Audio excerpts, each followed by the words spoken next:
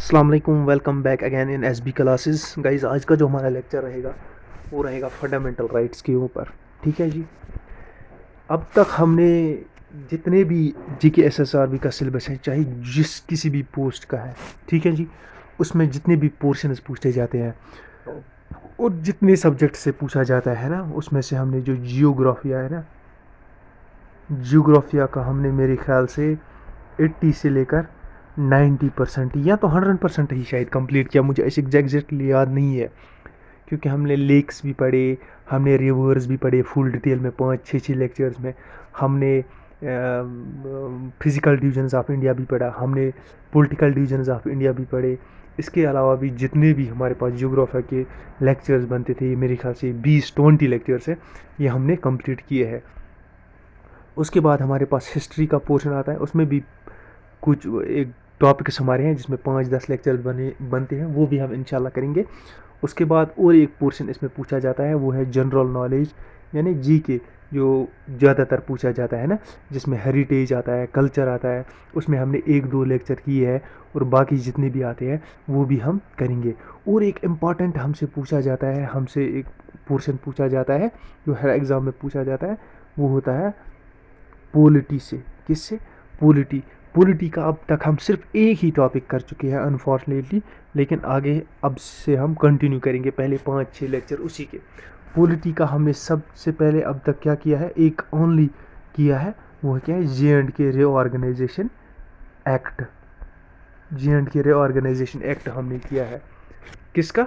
Polity का।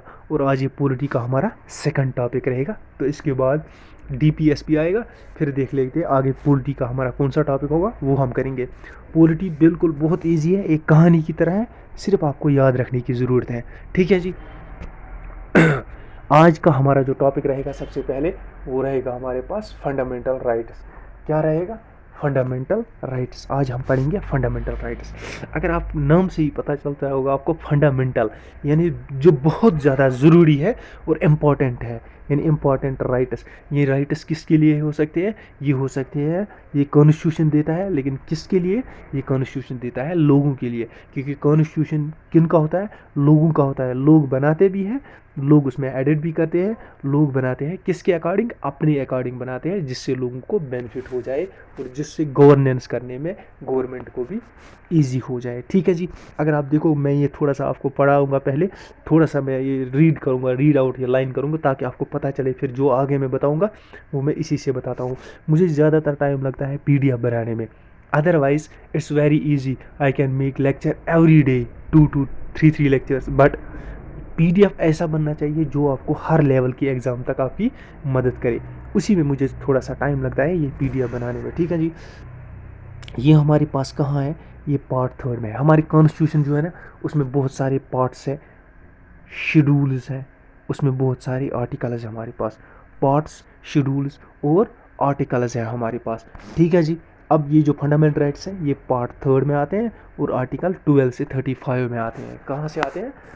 Article 12 से 35 तक आते हैं। यहाँ तक याद रखने की बात यह है, बहुत बार हायर लेवल एग्ज़ाम्स में भी, लोअर लेवल एग्ज़ाम्स में क्वेश्चन यही पूछा जाता है, MCQ यही आता है मोस्ट ऑफ द टाइम्स। यानी 60% से ज़्यादा चांसेस यही होते हैं कि यही MCQ आपके पास आए। जो फंडामेंटल राइट्स हैं वो किस पार्ट में है? आप बोलोगे सर 3rd पार्ट में आता है। ये कौन से आर्टिकल हैं? ये हमारे पास आर्टिकल 12 से 35 के दरमियान आते हैं। ठीक है जी। यहाँ तक यह आपको याद रहा हो गया।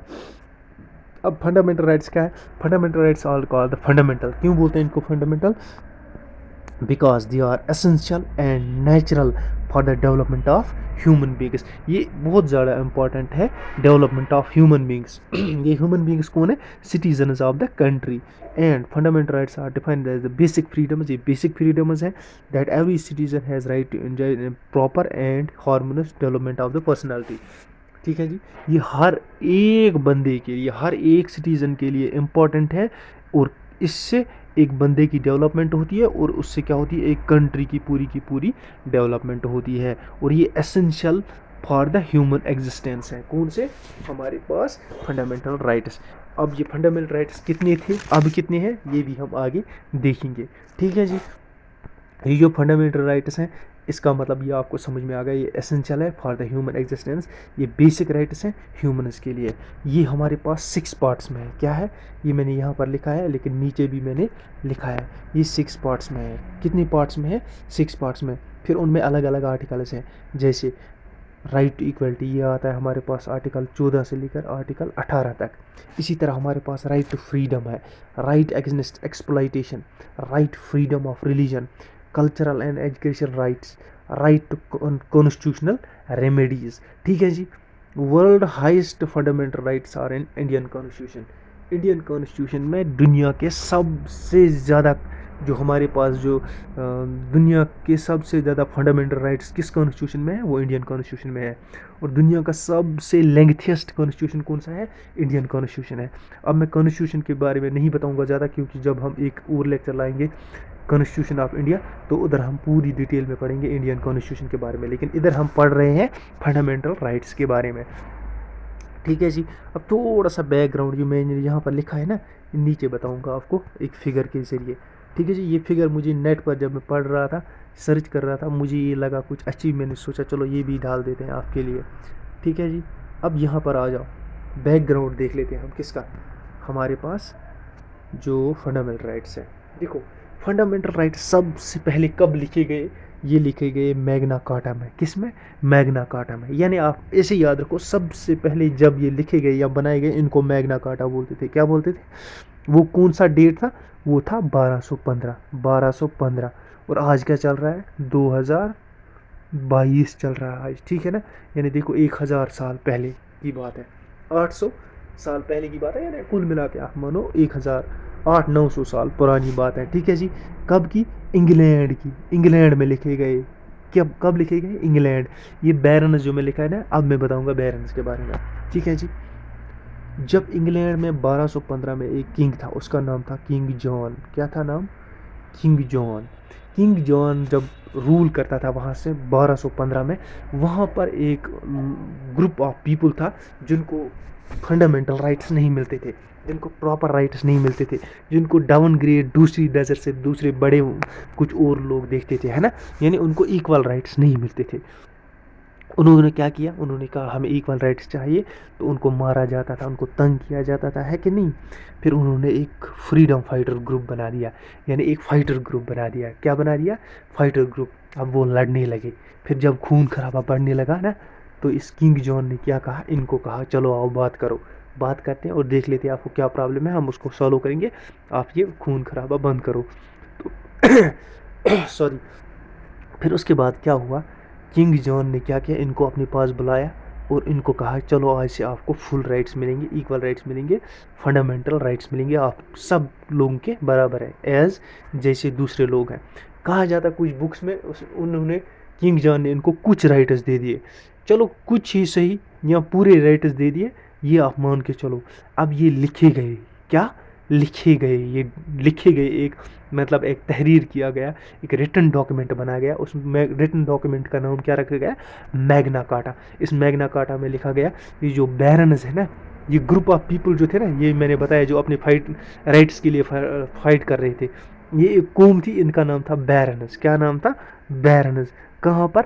इंग्लैंड में। फिर इनको दिए गए राइट्स, और राइट्स लिखे गए किधर? मैग्ना कार्टा में। ठीक है जी। मैग्ना कार्टा में। अब मैं आउटलाइन करके बता दूंगा आपको, अब जल्दी जल्दी में सुनो। ये जो मैग्ना कार्टा में सबसे पहले लिखे गए, क्या लिखे गए? Fundamental rights. कब? 1215 में। कहाँ? इंग्लैंड में।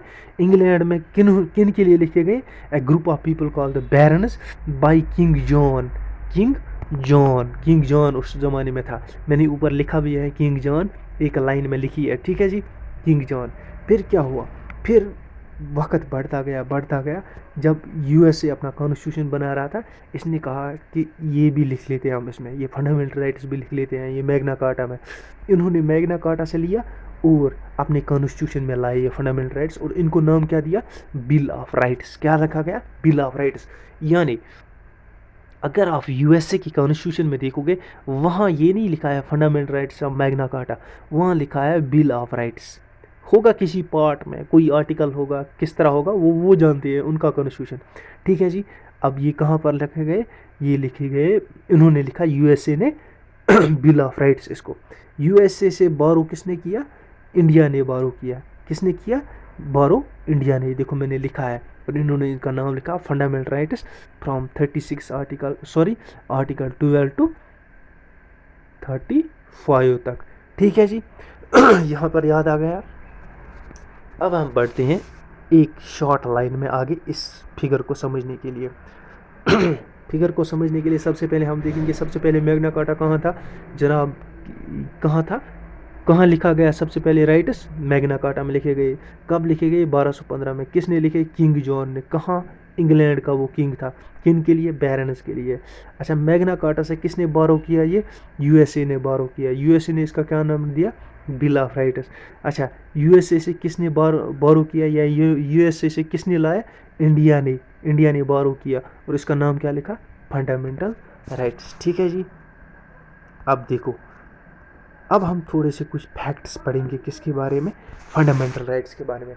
Usually most of the cases, अगर आप कोई भी एग्ज़ाम देखो, आईएएस लेवल का, कोई भी लेवल का, ये जो फैक्ट्स है ना, 60% से ज़्यादा चांसेस और 60% से ज़्यादा क्वेश्चन इसी में आ जाते हैं इन केस ऑफ फंडामेंटल राइट्स। अगर आपको क्वेश्चन पूछा जाता है फंडामेंटल राइट्स में, तो ज़्यादातर इन जो फैक्ट्स हैं, अगर आपको ये याद रहते हैं, इनमें से ही आता है। और मैं आपको ये कहता हूँ 2-4 बार वीडियो देखो, उसके बाद क्या करो, उसके बाद ये PDF ले लो सामने और ख़ुद इस पर नज़र डालो, आपको एकदम याद रह जाएगा हमेशा हमेशा के लिए। और मैं PDF भी बहुत इजी बनाता हूँ और सॉलिड भी बनाता हूँ आपके लिए, ताकि आपको हर एक मटेरियल उससे मिल जाए। ठीक है जी। और in between I would like to request all of you, please like, share and subscribe करें मेरी चैनल को। और कमेंट्स में मुझे ज़रूर बताएं कि आपको कैसा लगता है, क्या करने की ज़रूरत है, कहीं अगर गलती हो गई, मिस्टेक, तो वो भी मुझे बताएं। You are most welcome for everything. ठीक है जी। PDF चाहिए तो वो भी मुझे बता सकते हैं आप, तो I can just send you the PDF over there, है ना। मैं बताऊंगा, आप कमेंट में कहोगे PDF चाहिए, मैं मेल ID दे दूंगा, तो फिर वहाँ पर मेल ID मुझे आप कर सकते हैं, मैं वहाँ से आपको PDF दे सकता हूँ। ठीक है जी। और हम फैक्ट्स पढ़ लेते हैं। हम फैक्ट्स, सबसे पहला फैक्ट क्या है? ये पार्ट 3 में है फंडामेंटल राइट्स और 1235 के दरमियान है। आर्टिकल 1235 के दरमियान है, यानी आर्टिकल 1235 तक जितने भी आर्टिकल्स हैं वो हमारे फंडामेंटल राइट्स हैं। These are guaranteed by the constitution to the people of India और सिटीजन ऑफ इंडिया। किसने दिए हैं? ये कॉन्स्टिट्यूशन में, क्योंकि ये आर्टिकल है और ये कानून है, ये किस में होंगे? ये कॉन्स्टिट्यूशन में ही होंगे। इसका मतलब ये हमारे किसने दिए हैं? ये कॉन्स्टिट्यूशन ने दिया है। ठीक है जी। Most essential for human existence, ये ह्यूमन एग्जिस्टेंस के लिए भी बहुत ज़्यादा एसेंशियल है। ये डेफिनेशन भी है, ये इंपॉर्टेंट फैक्ट्स है ना, ये डिफाइन भी कर लेते हैं, यानी एक डेफिनेशन का काम भी करते हैं, जिसका फंडामेंटल राइट्स का। ठीक है जी। अच्छा, ये 6 नंबर है। पहले हमारे पास 7 थे, अब 6 है। देखो, ये हमारे पास सबसे पहले कितने हैं? आज तो 6 है, लेकिन सबसे पहले 7 था। 7वां कौन सा था? राइट टू प्रॉपर्टी, जो आर्टिकल 31 में आता था। कहाँ? आर्टिकल 31 में। ना इसको रिमूव कर दिया गया 44th अमेंडमेंट एक्ट। कब? 44th अमेंडमेंट एक्ट के ज़रिए इसको 1978 में रिमूव किया गया और इससे लीगल एक्ट, ये लीगल राइट में डाला गया। कहाँ? आर्टिकल 300 पार्ट 12, और इसको क्या बनाया गया? Legal right. किसको? Right to property. थोड़ा सा समझने की बात यह है कि इसको रिमूव क्यों किया गया, क्योंकि फंडामेंटल राइट्स को अब तक किसी ने वायलेट नहीं कर सकते हैं, न कोर्ट, न कोई कानून इनके अगेंस्ट बनाया जा सकता है। अगर कोई बना भी तो कोर्ट में जाकर आप रिट भी कर सकते हो। समझने की बात यह है कि इनको क्यों, इसको क्यों निकाला गया? Right to property, right to property. ये पहले क्या था? 31, अब इसको आर्टिकल 300 में डाला गया, पार्ट 12 में लीगल। ठीक है जी। क्यों डाला गया? देखो, गवर्नमेंट जब डेवलपमेंट होती गई, इंडिया की बहुत ज़्यादा डेवलपमेंट हो गई, जो लोगों की प्रॉपर्टी थी, रोड्स बनाने थे, है ना, तो लोग क्या करते थे? गवर्नमेंट रोड बनाना चाहती थी तो लोग नहीं बनाने देते थे। वो कहते थे ये तो हमारा, वो ज़मीन नहीं देते थे। जैसे आजकल कोई रोड बनानी है ना गवर्नमेंट को, तो गवर्नमेंट क्या करती है? उस बंदे से कहती है चलो भाई ये पैसे ले लो, अपने बराबर इक्वल अमाउंट ले जाओ और हमें जगह दे दो, हमें रोड यहाँ से बनानी है। अगर वो बंदा कहेगा नहीं मैं नहीं दे सकता हूँ, मुझे कहीं और लैंड दे दो, तो गवर्नमेंट ये भी करती है कि उसको उसके बदले कहीं और लैंड दे देती थी, अवेलेबल कर देती है। ठीक है जी। गवर्नमेंट ये भी करती है, लेकिन गवर्नमेंट मुफ्त में किसी की कोई चीज़ नहीं लेती है, उसका बराबर उसको वापस रिटर्न दे देती है ना, इन टर्म्स ऑफ कैश और in terms of equal reward, है ना। यानी जितना उसको चाहिए, लैंड के बदले लैंड भी दे सकती है, पैसा भी दे सकती है कि नहीं। तो ये एक लीगल राइट बना, ये एक हमारे पास जो ये 7वां लीगल ये फंडामेंटल राइट था, ये कौन था, राइट टू प्रॉपर्टी। गवर्नमेंट को रोड बनानी थी, गवर्नमेंट चाहती थी रोड बनाना, लोग ज़मीन नहीं डालते थे। अब क्या करते थे, गवर्नमेंट कोर्ट में भी नहीं जा सकती थी, क्यों, क्योंकि ये एक फंडामेंटल राइट था, लोग इसको चाहे देते या न देते, ये उनकी मर्जी थी। तो इससे ये एक बैरियर बन गया था, कौन सा, ये फंडामेंटल राइट एक जो था, ये हमारा राइट टू प्रॉपर्टी, ये एक बैरियर बन गया था डेवलपमेंट ऑफ द कंट्री में। फिर इन्होंने क्या किया, फिर इसको क्या किया गया, इसको रिमूव कर दिया गया, इसको लीगल राइट में डाला गया। लीगल राइट में गवर्नमेंट ईजिली ये ज़मीन ले सकती है, अगर आप नहीं देना चाहते हो तो गवर्नमेंट ज़बरदस्ती लेगी, लेकिन ज़बरदस्ती लेने के बाद भी आपको वो आपका मुआवजा बिल्कुल दे देगी, जितना उसका कॉस्ट होगा, या आपको रिटर्न में कहीं और ज़मीन दे देगी, वो बराबर दे देगी, लेकिन आपकी ये ले लेगी। अगर अब तक ये स्टिल राइट टू प्रॉपर्टी होता ना, फंडामेंटल राइट होता, तो पता क्या होता है, न इंडिया में कोई अच्छी बड़ी रोड होती, न इंडिया में कोई डेवलपमेंट होती, क्योंकि एक बैरियर था डेवलपमेंट के लिए। उस टाइम उन्होंने डाला था कॉन्स्टिट्यूशन मेकर्स ने। अमेंडमेंट्स इसीलिए की जाती है ताकि वक्त बदलने के साथ हर एक चीज़ को देखा जाए, उस पर नज़र डाली जाए, हर एक लॉ पर क्या इसमें कोई ऐड करने की ज़रूरत है, या कुछ डिलीट करने की ज़रूरत है, या ऑल्टर करने की ज़रूरत है, या हटाने की ज़रूरत है, या कुछ इंक्रीज़ करने की ज़रूरत है, इसलिए अमेंडमेंट की जाती है। ठीक है जी, इसलिए आर्टिकल ये जो हमारे पास 31 जो था लीगल राइट टू प्रॉपर्टी, इसको हटाकर एक लीगल राइट बना दिया गया और पार्ट 12 में डाल दिया गया, और आर्टिकल 300 में डाल दिया गया। यानी 31 आर्टिकल से सीधे इसको डाल दिया गया कहाँ, 300 में, और पार्ट 3 से पार्ट 12। सॉरी गाइस, अब आ जाओ नेक्स्ट, बढ़ो आगे। अच्छा, these enjoy supremacy over DPSPs। DPSP हम पढ़ेंगे आगे नेक्स्ट लेक्चर में, directive principles of state policy. ये सुप्रीमेसी एंजॉय करते हैं, यानी उनसे ज़्यादा इनमें क्या है, दम है ना। दम इस हिसाब से बोलेंगे कि ये ज़्यादा वैलिड है। वैलिड क्या, वो भी वैलिड है, यानी ज़्यादा मतलब एक सिटीज़न के लिए एक पॉजिटिव है एज़ कम्पेयर टू DPSP। ठीक है जी। Violation can be claimed in the courts. देखो, अगर आपका कोई फंडामेंटल राइट वायलेट करता है ना बंदा, आप कोर्ट में उसको जाकर क्या कर सकते हो, उसके अगेंस्ट केस कर सकते हो।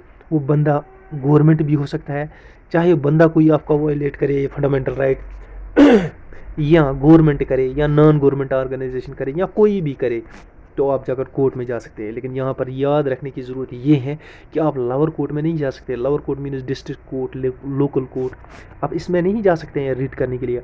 आप जा सकते हैं कहाँ पर, only in the high court and in the supreme court. Usually normal cases में क्या होता है कि अगर आपको कोई केस लड़ना है ना, कोई और case other than, you have to go first to the high court. अगर हाई कोर्ट की मतलब आप जजमेंट से आप सेटिस्फाइड नहीं हो ना, तो then you can move to the supreme court.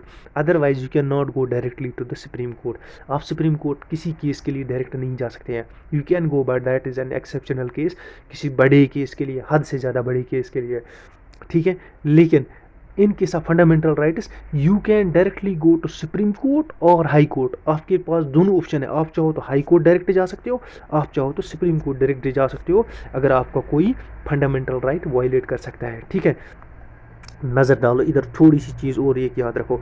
High court आप जा सकते हो आर्टिकल 226, आर्टिकल 226, 226 आप बोल सकते हो। अगर आपका फंडामेंटल राइट वायलेट होता है, आप हाई कोर्ट में जा सकते हो, रिट कर सकते हो उस बंदे के खिलाफ, उस गवर्नमेंट के खिलाफ, उस किसी भी ऑर्गेनाइजेशन के खिलाफ जो आपका फंडामेंटल राइट वायलेट करता है। ठीक है जी, यहाँ तक समझ में आ गया।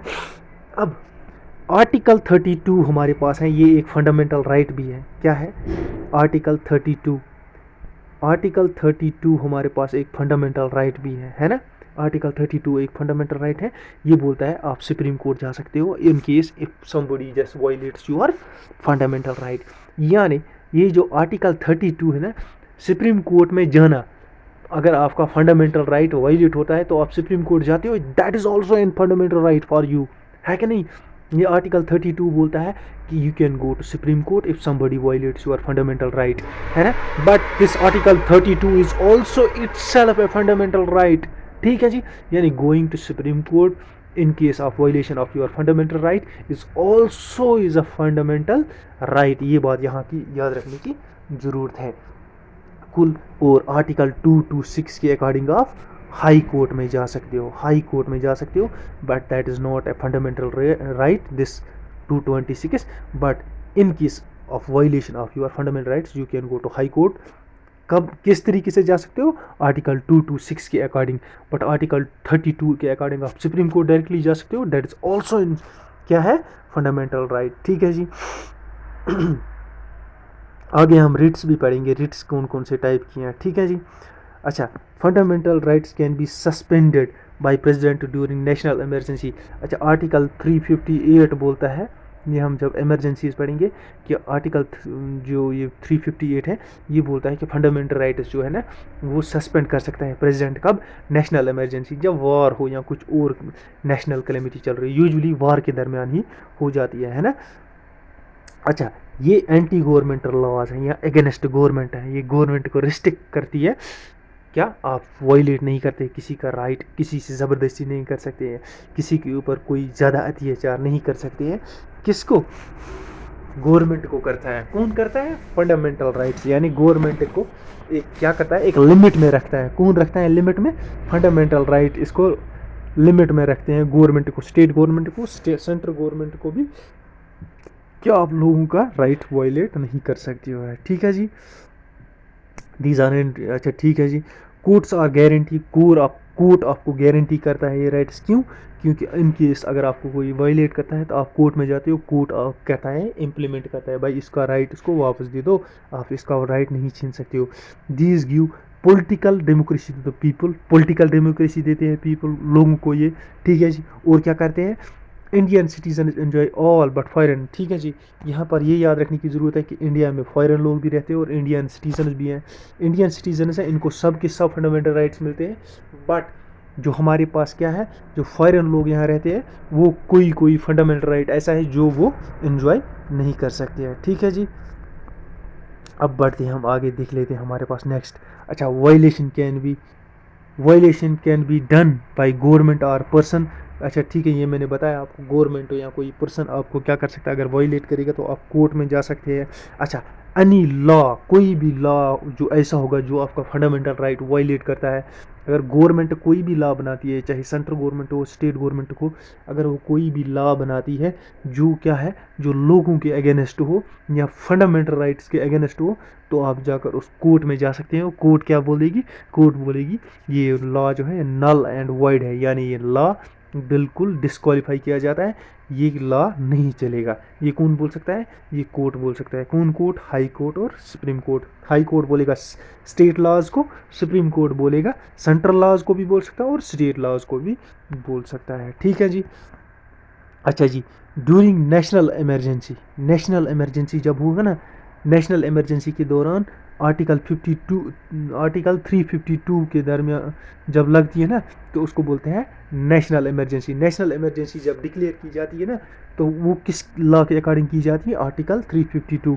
वो बोलता है आर्टिकल 20 और 21 आर नॉट सस्पेंडेड, यानी सारे फंडामेंटल राइट्स जो हमारे यहाँ वो क्या रहते हैं? सस्पेंड रहते हैं नेशनल इमरजेंसी के दरमियान, लेकिन 20 और 21 नहीं रहता है। ये एजुकेशन से डील करते हैं, यानी एजुकेशन किसी भी हालत में नहीं रुकेगी, चाहे मुल्क की हालात जंग में चल रहे हो या कुछ और चल रहे हो, नहीं रुकेगी, बाकी सब रुक जाती है। बाकी सब जो हमारे पास फंडामेंटल राइट्स हैं वो सस्पेंड रहते हैं। ठीक है जी। सस्पेंड ऑफ, अच्छा, success of democracy depends upon these. जो डेमोक्रेसी की सक्सेस है ना, वो डिपेंड किस पर करती है? वो करती है फंडामेंटल राइट्स पर। जितने फंडामेंटल लोग इसके पास फंडामेंटल राइट्स होंगे और जितनी फंडामेंटल राइट्स लोगों को दिए जाएंगी, उतनी डेमोक्रेसी हमारी सक्सेसफुल रहेगी। अगर फंडामेंटल राइट्स नहीं दी जाएंगी, कम की जाएंगी, सप्रेस की जाएंगी, तो डेमोक्रेसी सक्सेसफुल नहीं रहेगी। अच्छा, यहाँ एक पॉइंट मैंने लिखा है, कराची में हुआ था सेक्शन, इंडियन नेशनल कांग्रेस का एक सेशन हुआ था 1931 में कराची में, तो उसके कौन थे प्रेसिडेंट? सरदार वल्लभ भाई पटेल, वीबी पटेल मैंने लिखा था। वहाँ उन्होंने क्या किया था? डिमांड की थी। क्या डिमांड की थी? कि हमारे पास fundamental rights economic program resolution was passed. तो उन्होंने क्या रेजोल्यूशन क्या वहाँ पर पास किया? कि हमें चाहिए क्या चाहिए, एक तो फंडामेंटल राइट्स चाहिए और इकोनॉमिक राइट्स भी चाहिए। यानी फंडामेंटल राइट्स की बात अगर की जाए तो ये सबसे पहले बात इसकी हुई थी कराची सेशन में 1931 में। इंडियन नेशनल कांग्रेस ने जो किया था कराची में 1931, तब के प्रेसिडेंट कौन थे, सरदार वल्लभ भाई पटेल, वीबी पटेल मैंने लिखा है, ठीक है जी। अच्छा, program was passed through resolution fundamental rights of, अच्छा ये ठीक है जी मैंने बताया। फंडामेंटल राइट्स जो है ना, ये जो आर्मेड फोर्सेस होते हैं ना, उनके फैमिली मेम्बर्स जो है ना, उनके फंडामेंटल राइट्स क्या है, उनको सस्पेंड करते हैं किसके आर्टिकल के द्वारा, आर्टिकल 33। आर्टिकल 33 जो है ना फंडामेंटल राइट्स का, ये बोलता है कि जितने भी हमारे पास आर्मड पर्सनस हैं, उनके जो फैमिलीज हैं, उनके फंडामेंटल राइट्स सस्पेंड रहते हैं। कब रहते हैं, कौन कौन से रहते हैं, वो हम देखेंगे आगे, लेकिन किसके अकॉर्डिंग जब उनको सस्पेंड करना हो, आर्टिकल 33 के अकॉर्डिंग। अच्छा जी, आर्टिकल 15, 16, 19, 29, 30 है ना, आर नॉट फॉर फॉरेनर्स, ये फॉरेनर्स के लिए नहीं है। 15, 16, 19, 29 ये हम आगे देखेंगे, और 30। अच्छा, डॉक्टर बी आर अम्बेडकर ने क्या कहा था इन फंडामेंटल राइट्स को, heart and soul of the constitution. इसने आर्टिकल 32 को बोला heart and soul of the constitution. क्यों, आर्टिकल 32 है कि आप सुप्रीम कोर्ट में रिट कर सकते हो इनके साथ वायलेशन। अब आ जाओ हमारे पास, अब हम पहुँचे अपने टॉपिक पर। अब पढ़ते हैं हम 6 फंडामेंटल राइट्स एक एक करके। सबसे पहला हमारा फंडामेंटल राइट कौन है, राइट टू इक्वलिटी।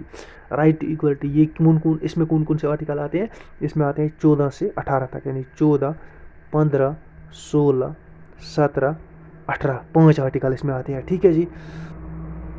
ये सारे सिटीजन पर इम्प्लीमेंट होता है राइट टू इक्वलिटी, यानी हर एक जितने भी हमारे सिटीज़न हैं, आप उनको इक्वली ट्रीट करना है। कोई किसी के साथ मतलब दूसरे तरीका व्यवहार नहीं करना है, बोलते हैं ना सबके साथ एक जैसा पेश आना, वही करना है, irrespective of the caste, creed, sex, यानी ज़ात पात, है ना, यानी मर्द औरत, मेल फीमेल, इस बेस पर, किसी भी बेसिस पर आपको डिस्क्रिमिनेशन नहीं करना है।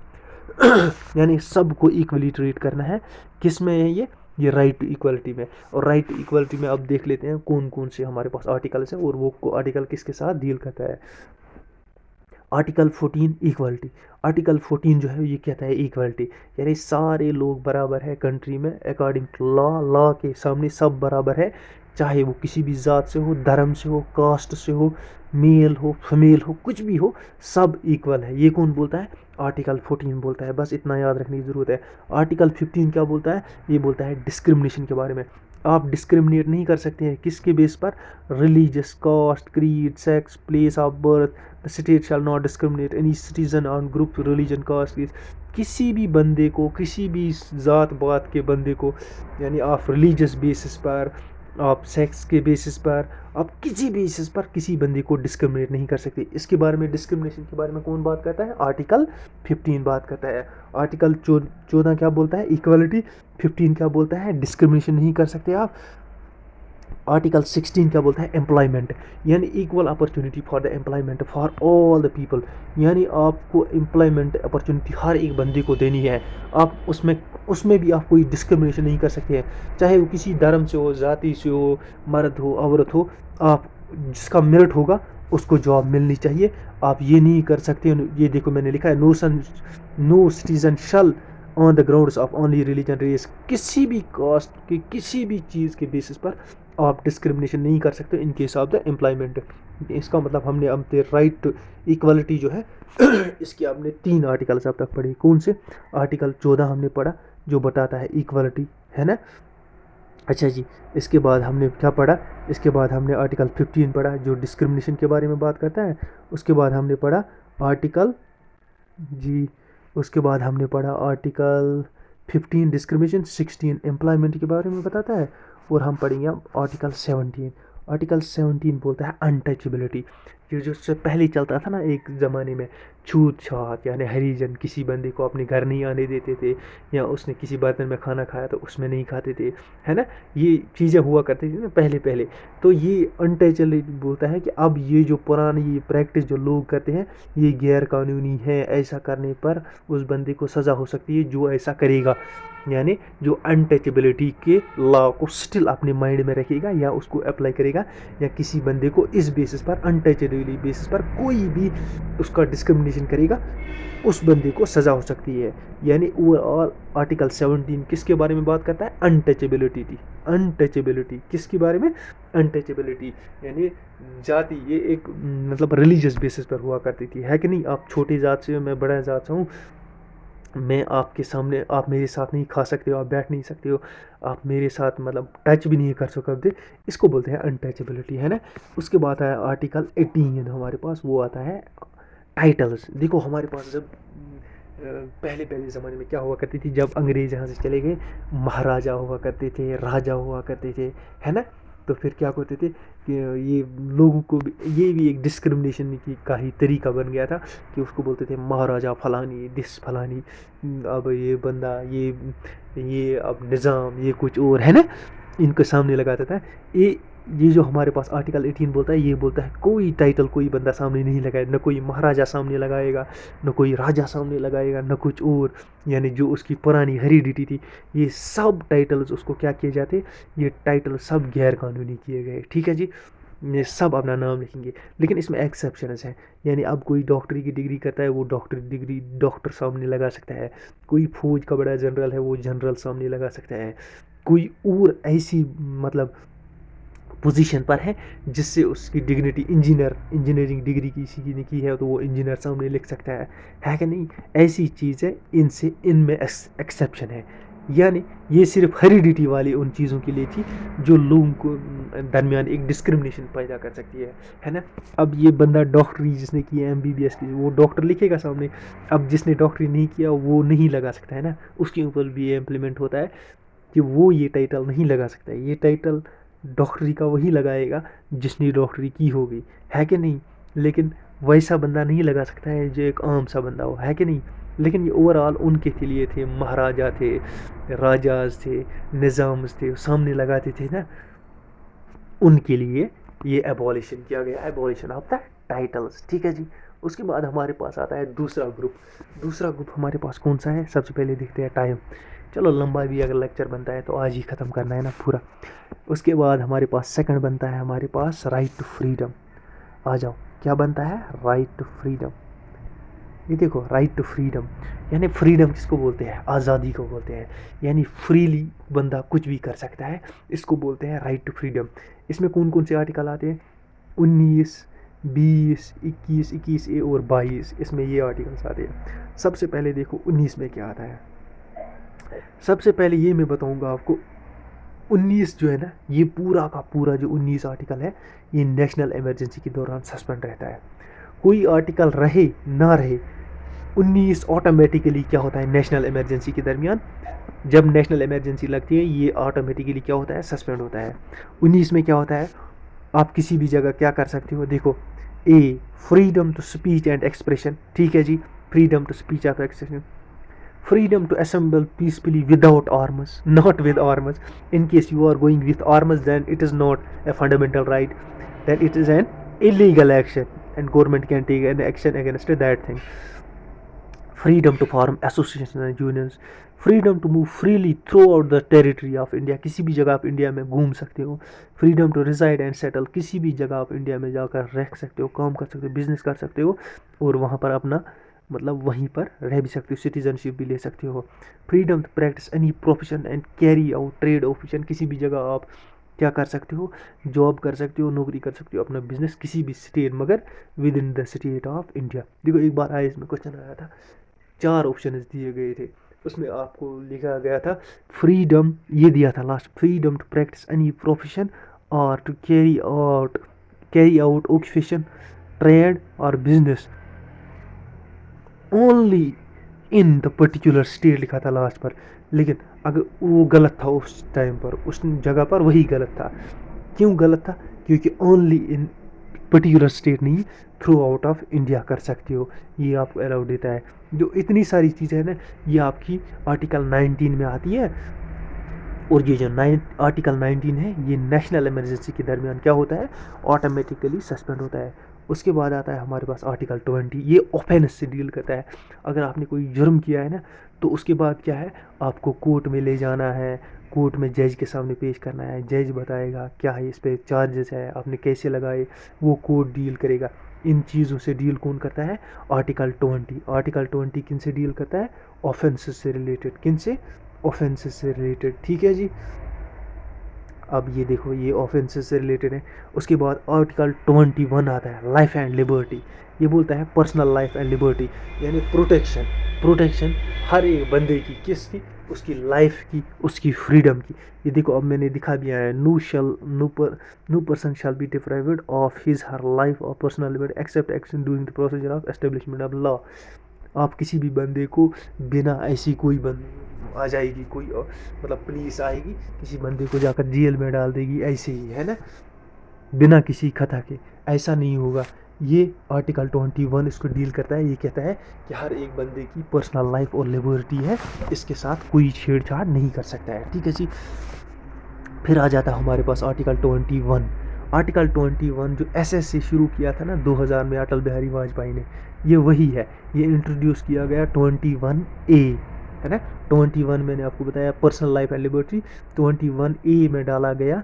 कब डाला गया, 2002 में 86 अमेंडमेंट एक्ट में। ये क्वेश्चन में पूछा जा सकता है, 86 अमेंडमेंट एक्ट में ये किससे रिलेट करता है, प्राइमरी एजुकेशन, यानी primary education from 8 to 14 years जितने भी है ना, 6 to 14 ईयर्स जितने भी बच्चे हैं, उनको क्या है, उनको फ्री एजुकेशन देनी है। क्या देखनी है, free education from age of 6 to 14 years.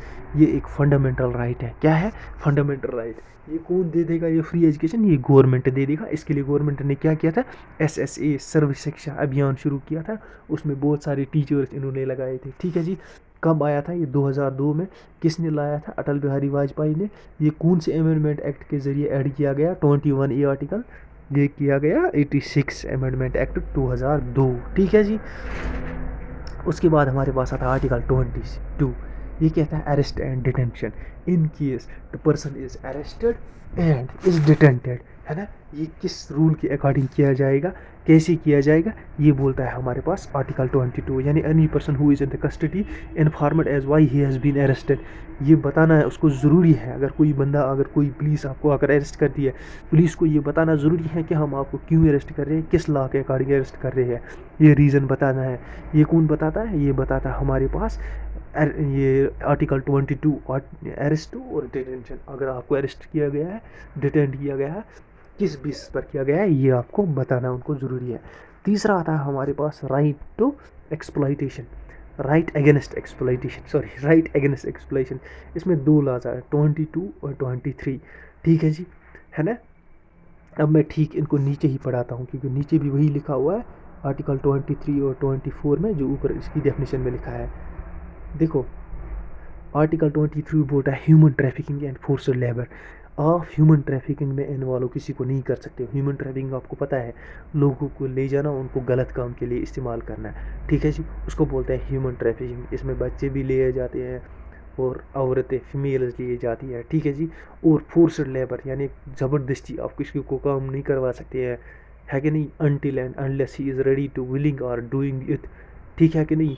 यानी वो किसी बोलते हैं ना, बेगारी के लिए ले जाना ज़बरदस्ती, वो आप नहीं कर सकते हैं। ये फ्री किया जाता है। क्या किया जाता है, फ्री किया जाता है। इस चीज़ को बिल्कुल गवर्नमेंट, एंटी गवर्नमेंट माना जाता है, एंटी लॉ माना जाता है। किसको, फोर्स्ड लेबर को और ह्यूमन ट्रैफिकिंग को।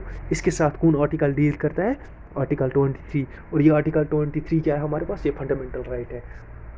ये फंडामेंटल राइट है, यानी ये फंडामेंटल राइट क्या बोलता है, आप ह्यूमन ट्रैफिकिंग नहीं कर सकते हैं और फोर्स्ड लेबर नहीं करा सकते हैं। आर्टिकल 24 बोलता है चाइल्ड लेबर, आप किसी चाइल्ड को लेबर के लिए किसी फैक्ट्री में काम के लिए नहीं लगा सकते हैं, खासकर उन फैक्ट्री में जहाँ पर ऐसे केमिकल्स होते हैं जो बच्चों के लिए बहुत डेंजरस होते हैं, उनकी लाइफ के लिए बहुत हेजार्ड्स होते हैं, ठीक है जी। ये कौन बोलता है, ये हमारे पास आर्टिकल 24 बोलता है। मैं ये आर्टिकल उसके बारे में बता रहा हूँ, कौन सा आर्टिकल क्या बोलता है। और ये सारे आर्टिकल क्या है हमारे पास, ये फंडामेंटल राइट है। अच्छा, फिर आता है हमारे पास चौथा वाला, हमारे पास फंडामेंटल राइट वाला सीरीज़ कौन सा है, वो है हमारे पास right to freedom of religion. ये कौन सा बोलता है, आर्टिकल 25, 26, 28। जल्दी बोलने जा रहा हूँ, याद रखो, मैंने ऊपर शॉर्ट में लिखा है। आर्टिकल 25 बोलता है ओबे। ओबे यानी आप कोई भी रिलीजन ओबे कर सकते हो, फॉलो कर सकते हो, आपको कोई कानून इससे नहीं रोक सकता है। क्यों? क्योंकि ये आपका फंडामेंटल राइट है। अकॉर्डिंग टू आर्टिकल 25 आप कोई भी रिलीजन ओबे कर सकते हो। आर्टिकल 26 आप किसी भी रिलीजियस को मैनेज कर सकते हो, deals with the management of the religion, है ना, यानी कहाँ से वो लाते हैं पैसे, क्या करते हैं, किस तरीके से करते हैं, ये बोलता है आर्टिकल 26। गवर्नमेंट या कोई भी बंदा आपके इस काम में इंटरफियर नहीं कर सकता है। हाँ, लेकिन इलीगल तरीके से नहीं आना चाहिए, ठीक है जी। और चेयरमैन ऑफ द ड्राफ्टिंग में छोड़ो, ये इतनी बात है, ठीक है जी। ये बताता है मैनेजमेंट, आप कैसे मैनेज कर सकते हो अपने रिलीजन को। उससे आर्टिकल 27 आता है, ये कहता है, मैंने ऊपर शॉर्ट में लिखा, अगर आपको ये चीज़ याद रहती है, नो टैक्स, यानी किसी भी रिलीजियस ऑर्गेनाइजेशन के ऊपर कोई टैक्स नहीं लगेगा, ये आर्टिकल 27 बोलता है।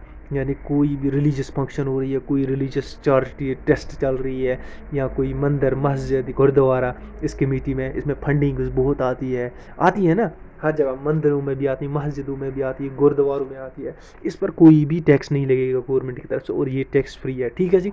ये कौन बोलता है? आर्टिकल 27। आज आर्टिकल 28 क्या बोलता है?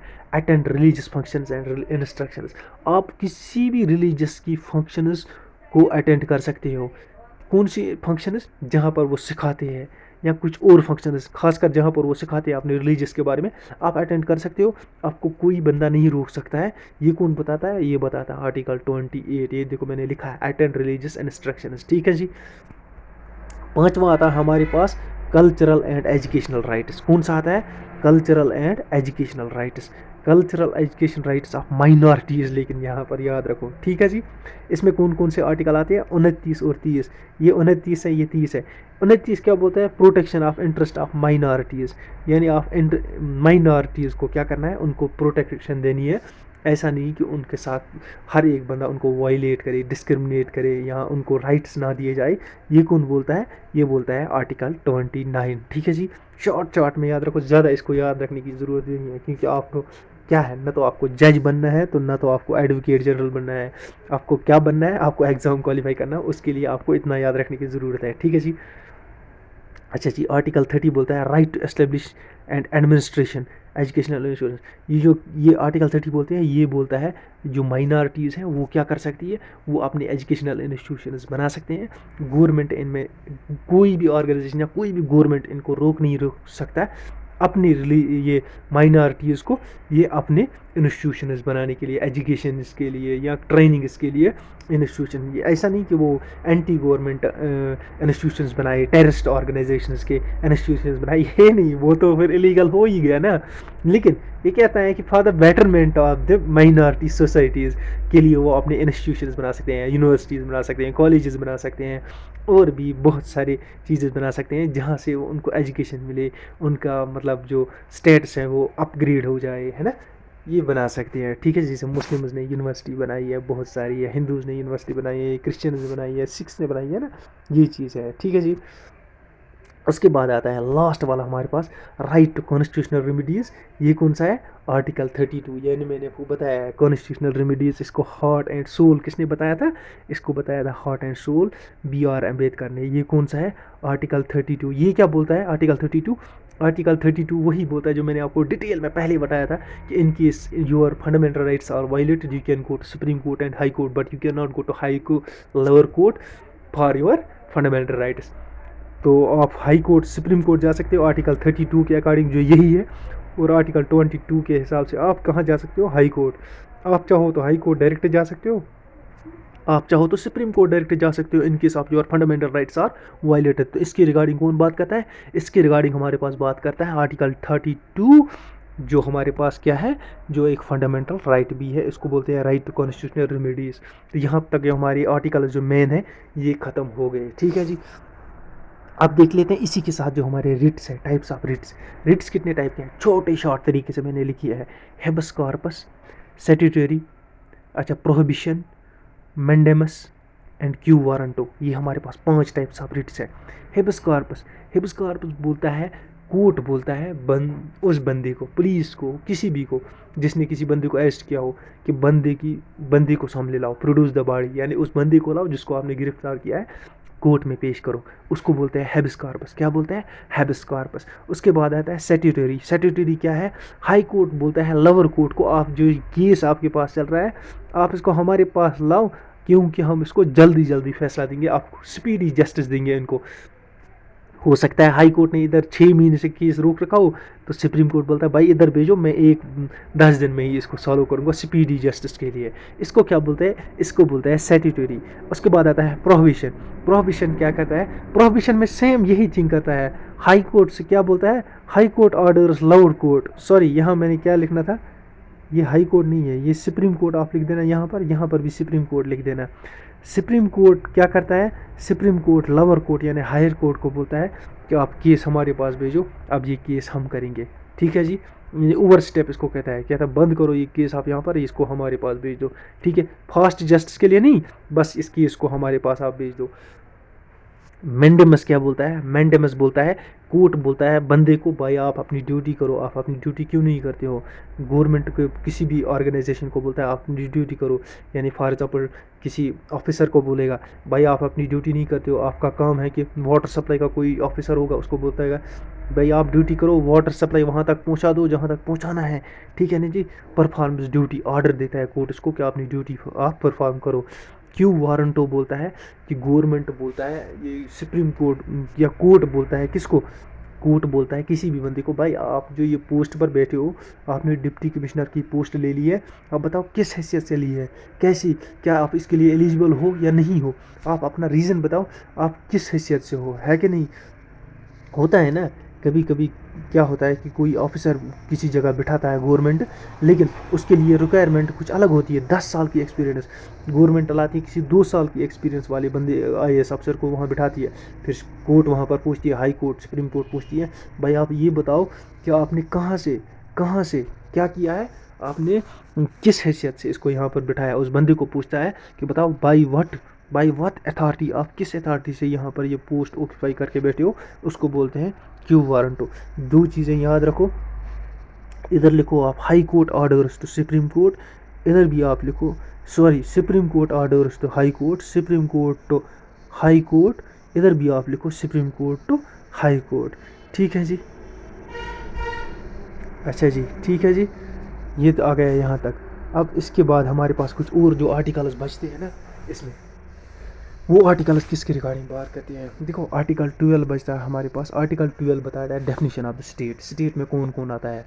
स्टेट में आता है government, state government, central government आती है, अच्छा हाई कोर्ट आती है, सुप्रीम कोर्ट आती है, लोअर कोर्ट्स आती है, छोटी म्यूनसिपल अथॉरिटीज़ आती है, पंचायतें आती है, सारी की सारी ये है गवर्नमेंट ऑर्गेनाइजेशन। इसकी डेफिनेशन कौन बताता है? ये बताता है कि ये सारी की सारी जो है ये गवर्नमेंट है, ये गवर्नमेंट है। इसकी ये कौन बताता है? ये बताता है हमारे पास आर्टिकल 12, यानी article 12 overall definition of the state बताता है।